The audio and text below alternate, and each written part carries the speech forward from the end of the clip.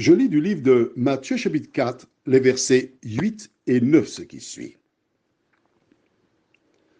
Le diable transporta encore sur une montagne très élevée, lui montra tous les royaumes du monde et leur gloire, et lui dit, je te donnerai toutes ces choses si tu te prosternes et m'adores. Notre thème, c'est se prosterner. Prions. Notre Seigneur et notre Dieu, nous sommes parvenus à la troisième tentation de l'ennemi. La première, il invita Jésus en lui disant, si tu es le Fils de Dieu, le doute, ordonne que ces pierres deviennent du pain.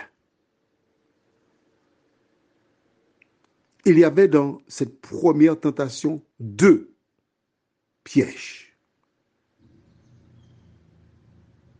Il revient parce que Jésus lui a dit, il est écrit. Alors il va citer les Écritures en lui disant, si tu es le Fils de Dieu, alors là maintenant, jette-toi en bas du haut de cette colline. Toujours pas, si tu es le Fils de Dieu.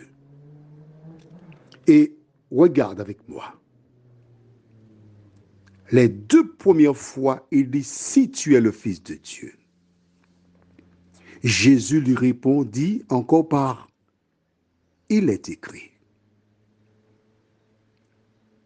Il a déjà compris que, bon, il ne peut pas voir Jésus par le « si tu es le Fils de Dieu ». C'est clair dans la tête de Jésus. Il ne peut pas le tromper dans ce domaine. Que fait-il? Parce qu'il n'abandonne jamais. Hein? Que fait-il?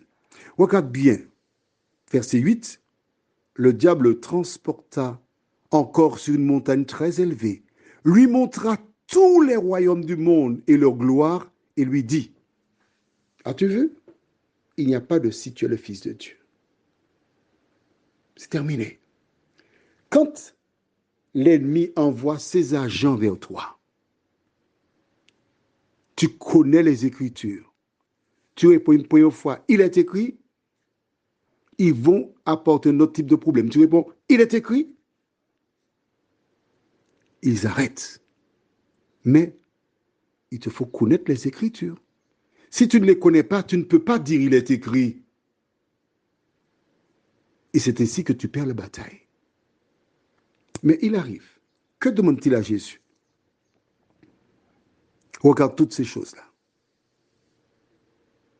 Le monde, leur gloire. Je te donne toutes ces choses à une condition. Tu te prosternes et m'adores. Note bien, il dit les royaumes du monde et leur gloire. Que recherchent les hommes aujourd'hui? La gloire. Il demande que Jésus se prosterne pour l'adorer. Maintenant, mon ami, tu sais que le fait de se prosterner est une fixation du diable. Dois-tu te prosterner à tort larigot devant n'importe qui? Allons au livre d'Apocalypse et nous allons découvrir ce que dit la Bible. Dans Apocalypse chapitre 22, un ange montra à Jean tout ce qui allait arriver.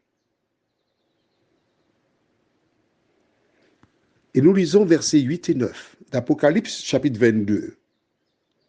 C'est moi, Jean, qui ai entendu et vu ces choses. Et quand j'eus entendu et vu, je tombai aux pieds de l'ange qui me les montrait pour l'adorer. Mais il me dit, garde-toi de le faire. Je suis ton compagnon de service et celui de tes frères, les prophètes, et de ceux qui gardent les paroles de ce livre. Adore Dieu. Je reprends. La fin du verset 8.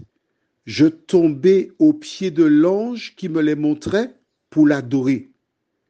La Bible ne dit pas qu'il l'a adoré, mais il est tombé aux pieds de l'ange. L'ange ne lui a pas donné l'occasion de faire quoi que ce soit. Il a dit, hey, toi, regarde bien.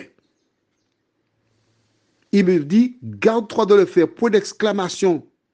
Garde-toi de le faire, ne fais pas ça. Je suis ton compagnon de service et celui de tes frères, les prophètes, et de ceux qui gardent les paroles de ce livre. Adore Dieu. Devant qui tu dois te prosterner? Prends la Bible, va lire ta Bible. Et si tu te prosternes devant quelqu'un, demande pardon à Dieu, car c'est seulement devant l'Éternel des armées que tu dois te prosterner. Prions. Seigneur, nous continuons de découvrir. Nous savons que le subconscient nous joue des tours et qu'il est difficile pour certains de perdre des habitudes. Mais Seigneur, si nous ne voulons pas perdre ces habitudes, nous perdrons le ciel. Merci de continuer de nous diriger. Merci de nous éclairer chaque jour à chaque heure. Fais de nous des lecteurs de la Bible, mais fais surtout de nous des enfants obéissants à ta parole. Cherchant à te plaire, nous t'en prions, au nom de Jésus et pour ta gloire éternelle. Amen.